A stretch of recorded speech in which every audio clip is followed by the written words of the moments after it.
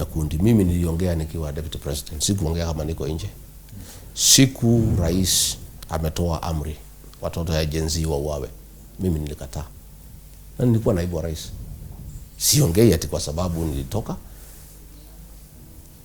Watoto wetu wa Gen Z walileta shida kwa sababu ya mambo ya finance bill, ambaye mimi mwenyewe nilikuwa nimemwarifu rais kwa baraza la mawaziri ya kwamba hii finance bill Wakenya wamekataa. Mimi nimesikiza ground na Wakenya wamekataa, na tukiendelea kulazimisha Wakenya kutoa hii kodi through the finance bill 2024 itatuletea shida. Na nikakuwa peke yangu katika cabinet. Watu wengine wote walikubaliana na mimi, lakini ni waoga, wanaogopa rais sana. Lakini mimi kwa sababu ni mtu ya kuchaguliwa sikuwa namuogopa. So mimi nikamwambia katika cabinet, hii kitu italeta shida. Siku ameamua iendelee na kukaanza kuonesha iko dalili, kukapangwa operation kubwa sana vile hivi vijana watakabiliana na hawa. Na vijana wengi sana walikuwa wamebeba maji na simu, hawana silaha, hawana bunduki, hawana chochote. Watoto wadogo wakauawa kikatili. Mimi nikamwambia rais ni makosa. Hata akanikataza kwenda mkutano ya National Security Council kwa sababu mimi nilikuwa napinga vikali sana. Ndio yeye alipotoa press conference Nairobi tarehe 26 June last year. Mimi nikaenda Mombasa nikatoa yangu nikiwa naibu wa rais. Nikamwambia rais, hawa ni watoto wetu na ni makosa kuua hii watoto kikatili.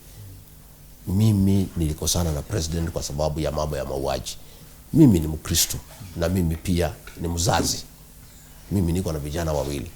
Kama ingekuwa ni hiyo vijana wangu ningesikia namna gani? Mtoto wa Attorney General alikuweko Justin Muturi, alitekwa nyara na watu ya National Intelligence Service. Na ndiye Attorney General wa Kenya. Kwa hivyo mtu asiseme mimi ati Rigathi Gachagua ninaongea kwa sababu niko nje. Mimi niliongea nikiwa ndani. Wanasema mimi uchungu. Sasa utakosa kuwa na uchungu na mdangani na vile Wakenya wanaumia. Mimi sina uchungu kama Rigathi Gachagua, lakini mimi nabeba uchungu ya watu ya Kenya. Na kwa sababu Wakenya wamekosa mtu ya kuwatetea, wabunge wetu karibu wote wamenunuliwa.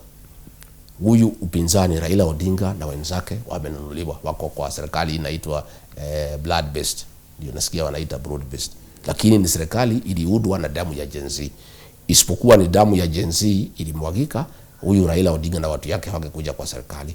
Sasa hakuna mtu ya kutetea Wakenya, wabunge wamenyamaza. Imebidi mimi na wengine ndio sasa tunatetea Wakenya, na tuko na uchungu na sio yetu binafsi.